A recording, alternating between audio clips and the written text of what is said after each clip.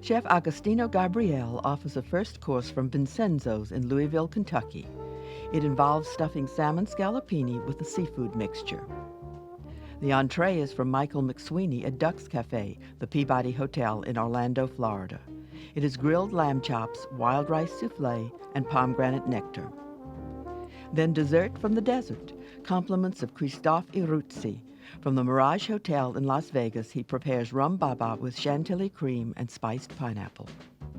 Vincenzo's is a huge and hugely popular Italian restaurant in downtown Louisville. It is owned and operated by brothers Vincenzo and Agostino Gabriele.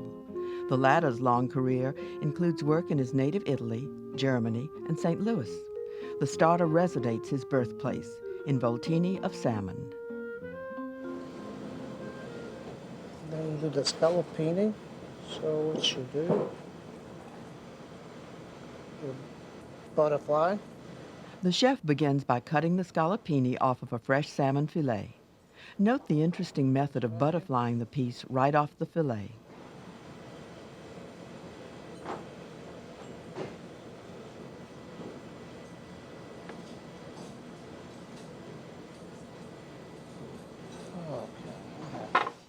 The stuffing includes a wilted mirepoix of carrot, shallot, and celery, along with some capers.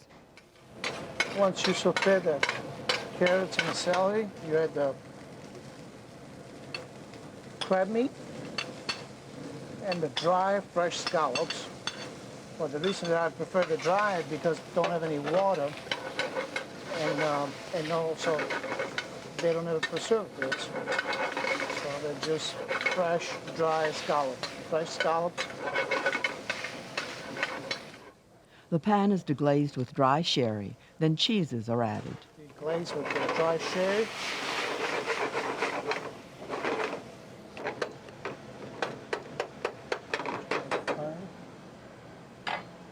You have the tablespoon of mascarpone cheese. Mascarpone is rich Italian cream cheese.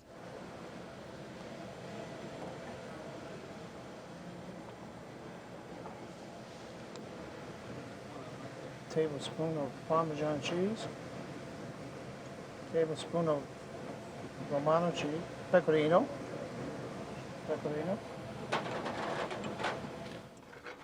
Pecorino is the Italian word for any cheese made with sheep's milk. To reach this point, you add a little bit of a breadcrumbs, so kind of put the whole stuffing together. A little bit of breadcrumbs. The mixture is combined and set aside to cool. Meanwhile, a simple sauce is begun by sweating chopped onions in olive oil. Peeled tomatoes and garlic cloves are added.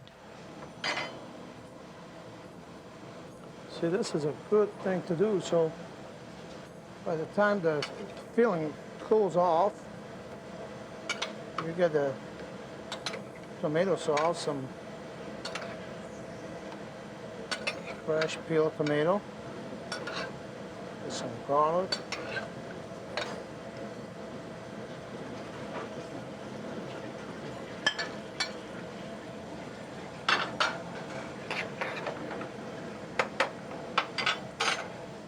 fresh basil.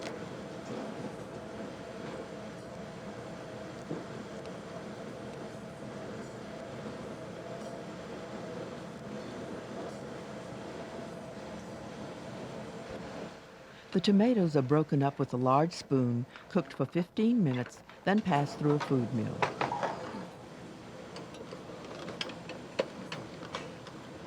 Go to the mill like this.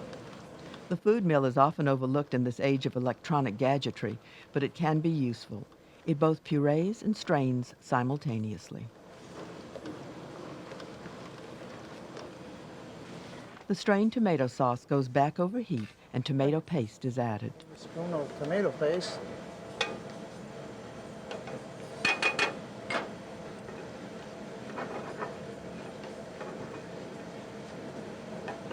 So we get the consistency that we want. So once we place on a plate, we're not going to have any water from the tomato. The salmon scallops are gently flattened before stuffing.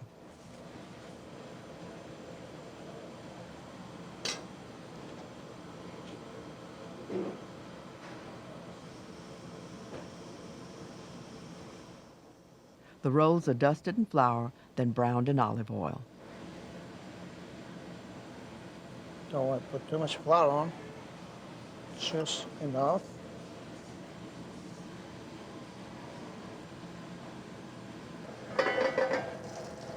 Place the fish, and when you hear the sizzling, that means the fish is cooking. Okay.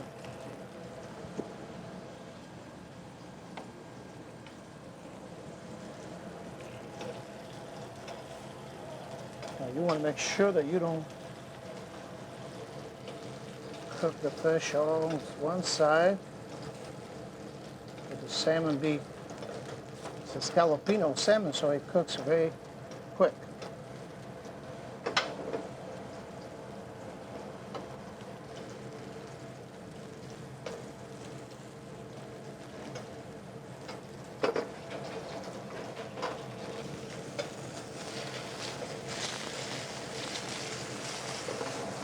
Okay. Now, The salmon is finished in a 350-degree oven for about 4 minutes. on a few minutes. Presentation starts by making a grid of the tomato sauce.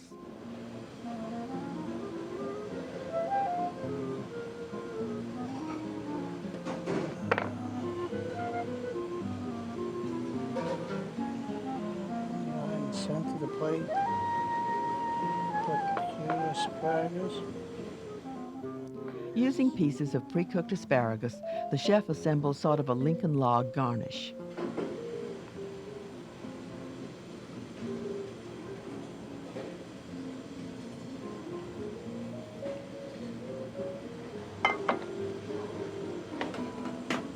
At this point, you place salmon.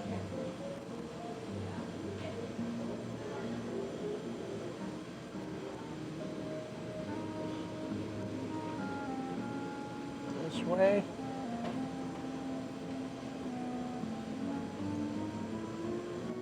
Edible flowers are also garnish.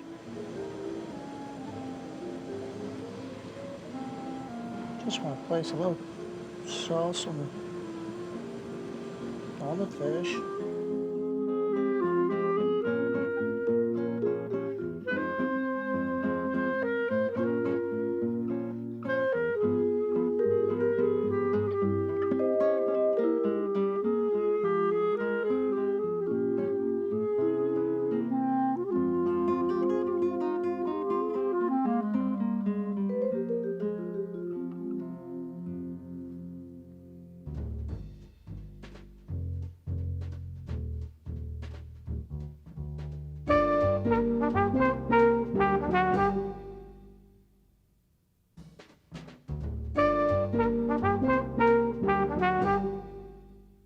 Duck's Cafe in the Peabody, Orlando, carries a mobile 4-star and AAA 4-diamond ratings.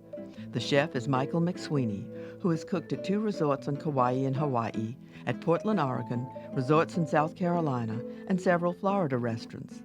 His entree is grilled lamb chops with wild rice souffle. We're going to start with the wild rice souffle. I pre-cooked the rice in chicken stock for a little bit of extra flavor. I want to cook it till it's all the way done. Half of a large onion is chopped, and fresh herbs, minced thyme, and rosemary are wilted in butter to begin the souffle. It seems like a lot, but this forms the base for your souffle.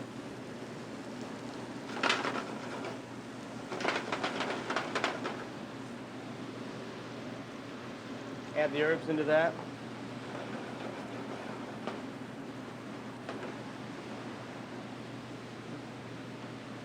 Fresh ground pepper, salt,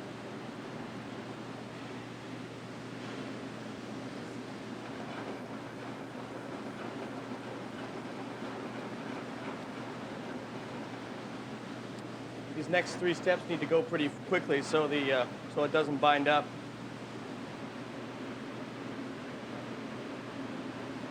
A little bit of flour.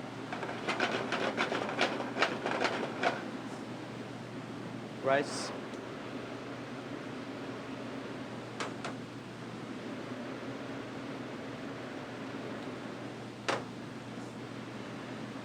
cream.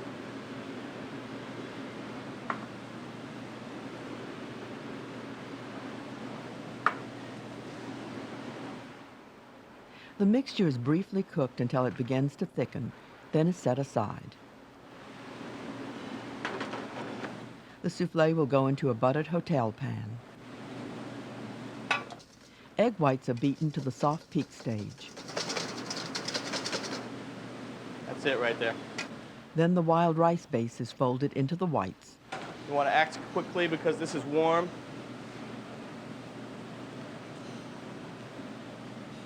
Fold it gently. Make sure it's well incorporated.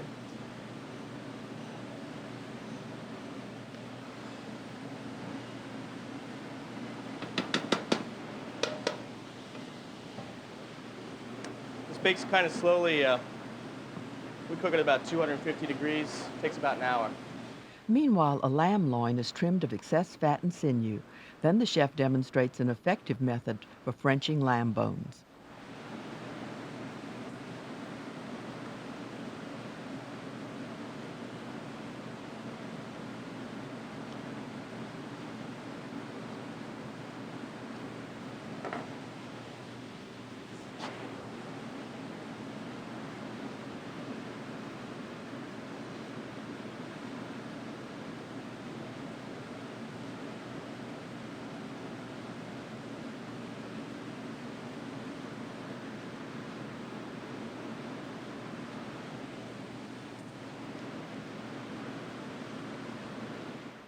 The loin is then cut into individual chops.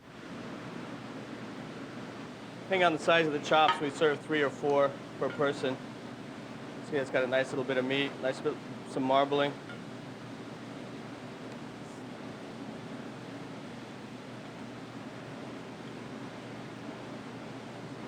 Before it goes on the grill, we brush these with a little bit of olive oil, good olive oil with some herbs.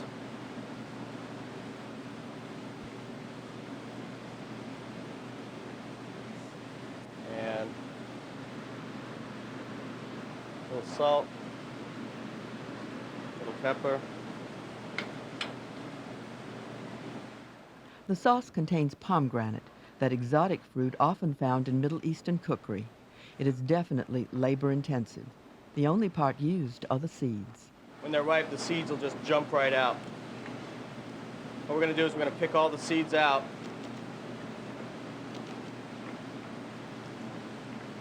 And make sure that we pick out all this pith. This membrane is very bitter, so you don't want to use any of that. Okay, the sauce is very simple.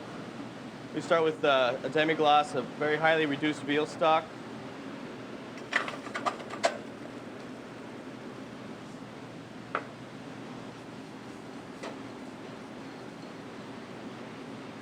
We use some, this is pomegranate molasses. You can find it at any Middle Eastern store. It's very intensely flavored, pure pomegranate juice.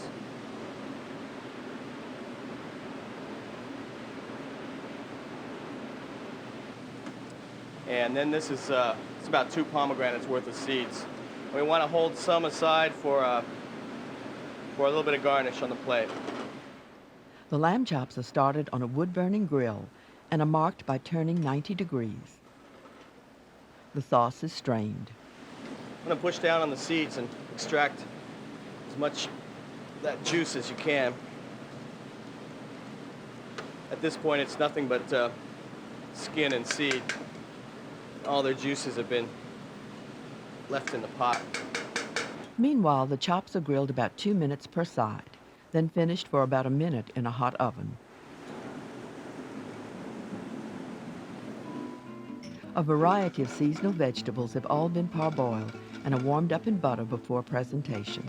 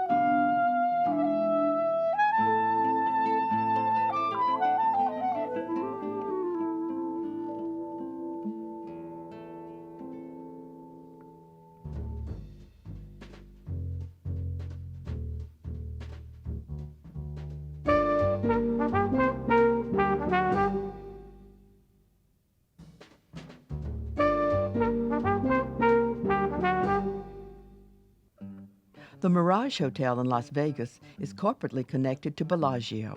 It houses Alex Strata, one of several high-profile chefs' restaurants popping up around town. The pastry chef, Christophe Ithurritz, is a native of the Basque region of France. Here is his Rum Baba and spiced pineapple in aged rum sauce.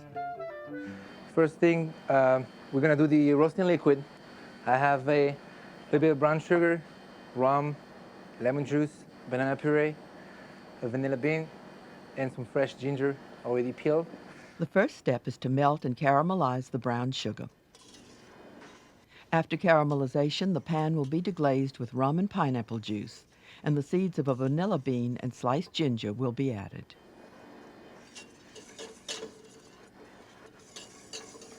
Now that I have this, I'm gonna deglaze it with my rum.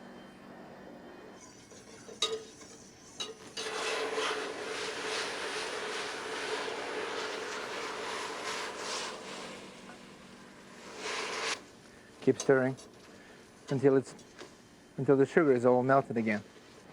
I have pineapple juice, fresh pineapple juice, banana puree, fresh banana puree. Just take some fresh bananas and blend them and add them to the whole.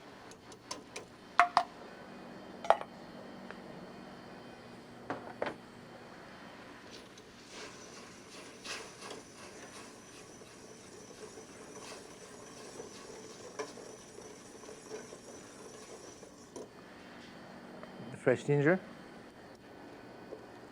and the vanilla bean. You want to make sure you get all the specks out by using a knife and scrape it down.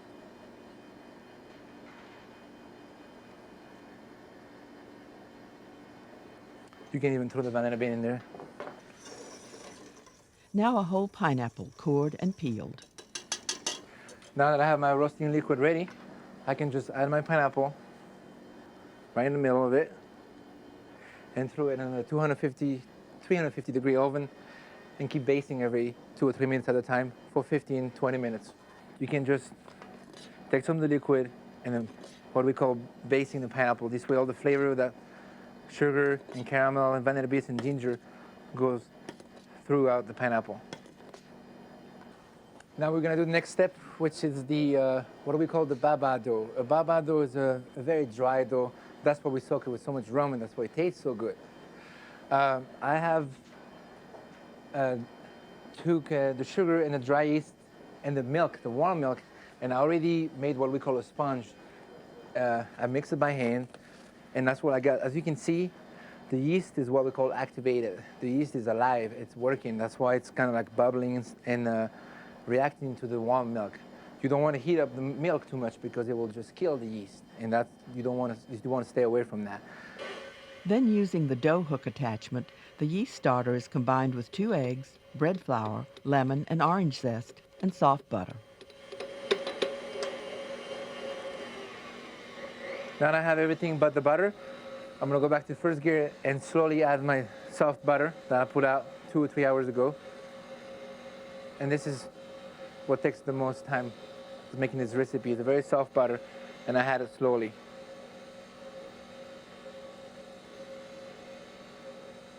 Mixed together, the butter is almost disappearing into the dough.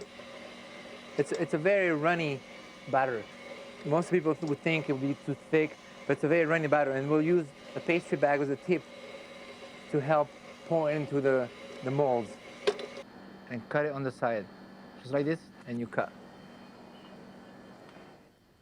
Let rise for 30 to 45 minutes or until the dough rises to the height of the mold.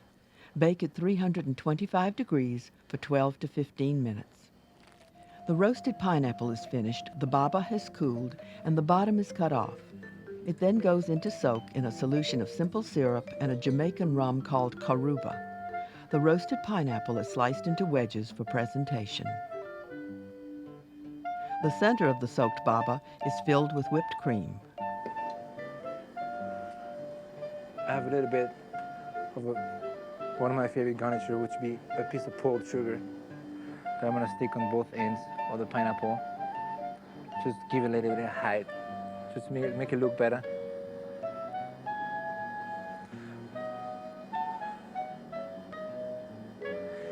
and the syrup that I have and put it in the diced pineapple. And this will go around the plate.